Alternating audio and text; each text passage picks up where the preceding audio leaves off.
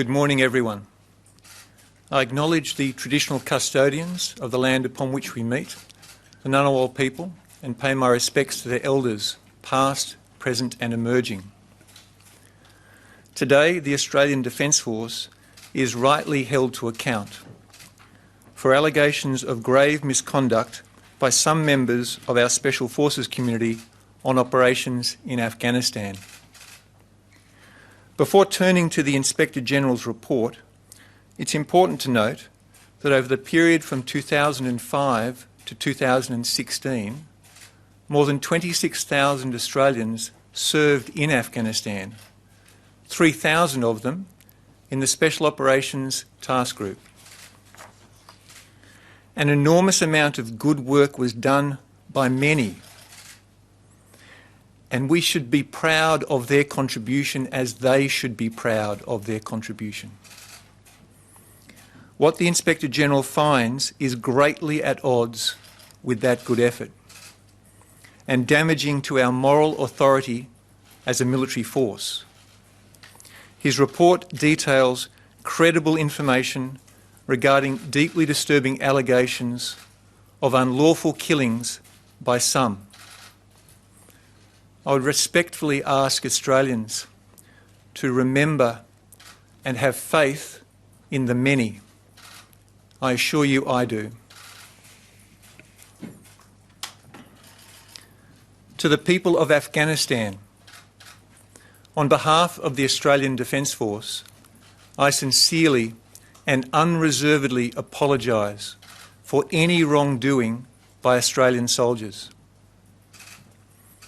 I've spoken directly with my Afghan counterpart, General Zia, to convey this message. Such alleged behaviour profoundly disrespected the trust placed in us by the Afghan people who had asked us to their country to help them. It would have devastated the lives of Afghan families and communities, causing immeasurable pain and suffering. And it would have put in jeopardy our mission and the safety of our Afghan and coalition partners. And to the people of Australia, I am sincerely sorry for any wrongdoing by members of the Australian Defence Force. You're right to expect that your Defence Force will defend your nation and its interests in a manner that accords with our nation's values and laws. Turning to the Inspector General's report, he found none of the alleged unlawful killings were described as being in the heat of battle. None were alleged to have occurred in circumstances in which the intent of the perpetrator was unclear, confused or mistaken. And every person spoken to by the inquiry thoroughly understood the law of armed conflict and the rules of engagement under which they operated. These findings allege the most serious breaches of military conduct and professional values. The unlawful killing of civilians and prisoners is never acceptable. It's my duty and that of my fellow chiefs to set things right. Accountability rests with those who allegedly broke the law and with the chain of command, responsible for the systemic failures involved, those failures which enabled alleged breaches to occur and go undetected. In order to deal with what happened, we need to understand how it could have happened. I will offer a preliminary view based on both the Inspector General's findings and my own professional judgment. It starts with culture. The report finds that some Special Air Service Regiment commanders in Australia fostered within the SAS what Justice Brereton terms a self-centred warrior culture. A misplaced focus on prestige, status and power turning away from the regiment's heritage of military excellence fused with the quiet humility of service. The report notes that distorted culture was embraced and amplified by some experienced, charismatic and influential non-commissioned officers and their protégés, who sought to fuse military excellence with ego, elitism and entitlement. As units became consumed with preparing for and fighting the war, much of the good order and discipline of military life fell away. Cutting corners, ignoring and bending rules was normalised. What also emerged was a toxic competitiveness between the Special Air Service Regiment and the 2nd Commando Regiment, destructive of trust, cohesion and mission, and a disgrace to both. Not correcting this culture as it developed was a failure of unit and higher command. Turning now to the challenging counterinsurgency environment of Afghanistan. People detained would be released if there was no formal link that linked them to insurgent activity. Catch and release, as it came to be known throughout the coalition, was frustrating and carried with it some risk, but it was also understood to be a necessary measure, a point of balance between the needs of security and the needs of justice, both essential in a counter-insurgency campaign. In this context, it's alleged that some patrols took the law into their own hands. Rules were broken, stories concocted, lies told, and prisoners killed. And once that rule was broken, so too, for some, was any further restraint. Those who wished to speak up were allegedly discouraged, intimidated, and discredited. Here I want to emphasise again that the overwhelming majority of Special Forces personnel did not choose to take this unlawful path. No matter the stress and the strain of battle, they remain true to our values and our laws. They are truly special. Special because of the self-discipline and the courage they constantly displayed. They upheld our culture of service over self. Culture also affected reporting. The Inspector General finds that troop, squadron and commanding officers of some Special Operations Task Group rotations indirectly contributed to alleged criminal behaviour.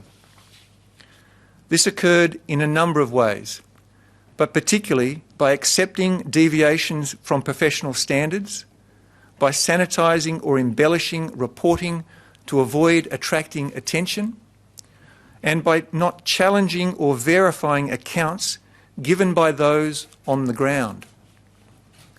Oversight mechanisms, such as legal reviews, operational assessments and inquiries, took place, but they were not sufficiently rigorous or independent. Individuals and processes were either suborned into the culture that had emerged, obstructed by it, or frustrated by the silence it bred. This inquiry found no evidence that there was knowledge of or reckless indifference to the commission of war crimes on the part of troop, squadron and commanders of Special Operations Task Groups and higher command. However, being unaware of or even deliberately kept unaware of actions, unlawful actions, does not relieve commanders of moral responsibility. and the report finds task group commanders bear responsibility for what happened under their command. Higher arrangements for command and control were found to be too dispersed and too distant to consistently give effective direction and control to special operations task groups. While commanders at many levels described the status of Special Operations Command as stretched but manageable, none appreciated that reporting and governance systems, which routinely described extraordinary performance, were no longer reflecting the whole truth on the ground. Reporting was positive, and soldiers and field commanders alike showed genuine enthusiasm for their campaign and for their participation in it. Nevertheless, higher command should have recognised sooner that the units of Special Operations Command were unable to sustain all the demands placed upon them. Justice Brereton considered in detail 57 allegations of incidents and issues. He found there to be credible information to substantiate 23 incidents of alleged unlawful killing of 39 people by 25 Australian Special Forces personnel, predominantly from the Special Air Service Regiment. Those alleged to have been unlawfully killed were all people under control, in lay terms prisoners, farmers or other civilians. This shameful record includes alleged instances in which new patrol members were coerced to shoot a prisoner in order to achieve that soldier's first kill in an appalling practice known as blooding. Further to this, throwdown weapons and radios were also reportedly planted to support claims that people killed were enemy killed in action. Some of these incidents took place in 2009 and 2010, with the majority occurring in the latter years of 2012 and 2013. Alleged perpetrators deployed on between 1 and 5 Special Operations Task Group rotations over the period 2006 to 2013. I have accepted all of the Inspector General's findings, and a comprehensive implementation plan is being developed to action his 143 recommendations and any additional measures necessary. I will lead this effort, supported by the Chief of Army and other senior defence leaders. We will report progressively on a quarterly basis to the Minister for Defence. The Independent Afghanistan Inquiry Implementation Oversight Panel will have complete access to our work.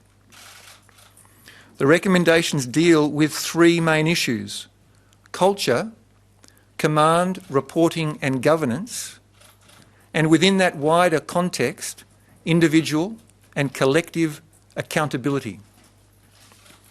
Firstly, in terms of culture, Army has, in parallel with this inquiry, driven a comprehensive reform program within Special Operations Command over the last 5 years. This program focuses on ethical leadership, good governance and command responsibility.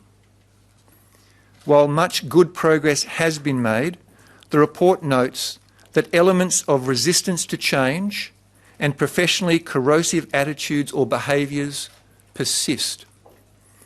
The Inspector General's recommendations will strengthen and accelerate Army's reform of Special Operations Command, which will continue. The allegations contained in this report are a tragic reminder of why the authority, military excellence and small team autonomy, so necessary for special operations, are only secondary factors in our military success. Prime always is the nurturing of character and culture so that our people derive the strength to do what's right in the most difficult of circumstances. Defence senior leadership are committed to sustaining and promoting good culture based on defence values and behaviours that empowers and enables military capability. We have no tolerance for anything else, and we will strengthen and drive ethical leadership training across the force. Secondly, our command, reporting and governance will be improved by strengthening command and governance arrangements within and of Special Operations Command, by revising the Australian Defence Force's model of command and control arrangements of special operations within coalition operations, by enhancing the record of action for Special Forces patrol operations through the use of digital technology, by improving the capacity, continuity and independence of review and inquiry processes on operations, and by strengthening the Inspector General's role in operational oversight. Thirdly, with regard to individual and collective accountability, individuals alleged of unlawful criminal conduct will be referred to the Office of the Special Investigator. Individuals alleged to be negligent in the performance of their duty will be managed through administrative and disciplinary processes. Where decisions were made in good faith, individuals and the force more generally must learn from this experience, and we will embed this training into our development and education system. As proposed in the report, I will review and make recommendation to the Governor-General with regard to the honours and awards received by a range of officers, both in Australia and Afghanistan. Units live and fight as a team. The report acknowledges, therefore, that there is also a collective responsibility for what is alleged to have happened. With this in mind, I have accepted the Inspector General's recommendation and will write to the Governor-General requesting he revoke the meritorious unit citation for Special Operations task groups who served in Afghanistan between 2007 and 2013. Separately, the Chief of Army will today also announce changes to the Army's order of battle, that is, its organisational structure. While necessary, I appreciate that these latter decisions will be a bitter blow for many. The report includes some very recent lines of inquiry, only partially considered by Justice Brereton's team. If anyone has any new or additional information, I strongly encourage them to bring it to the attention of the Office of the Special Investigator once established. In the meantime, please pass it forward to the Inspector General of the Australian Defence Force. A redacted form of the inquiry report will shortly be available. To ensure the procedural fairness of potential future investigations and possible court proceedings, I cannot, however, release Part 2 of the report, which deals with specific incidents and individuals. In conclusion, I thank the Inspector General, Mr Jim Gaynor, and Justice Paul Brereton and his team for your comprehensive and tireless efforts in bringing together the Afghanistan inquiry. I also acknowledge Professor David Wetham for his important contribution to the inquiry's consideration of systemic factors. And I thank everyone who's come forward to speak to the inquiry. Your contribution will help make us a better force. I would also like to acknowledge the work of Dr Samantha Cromfitz, who first brought this issue to higher command attention, Major General Jeff Sengelman, who had the moral courage to confront it, and Mr David Irvin, who's been assisting us with Special Forces reform. I know this inquiry has taken a considerable toll on our people and their families. We will continue to support those affected, and I encourage anyone who needs to seek assistance. I again acknowledge and thank those many thousands of Australians who served in Afghanistan and did the right thing, professionally and with honour. And this includes many, many of our Special Forces personnel. You did extraordinary work. The actions of some do not represent the integrity and value of your service. You should be rightly proud of your contribution to our nation's history. Today marks an important but difficult step forward for the Australian Defence Force and our people. Thank you for your continued service to this great nation, ethically, lawfully, and in a manner that speaks to our lived values of service, courage, integrity, respect, and excellence. Thank you, ladies and gentlemen.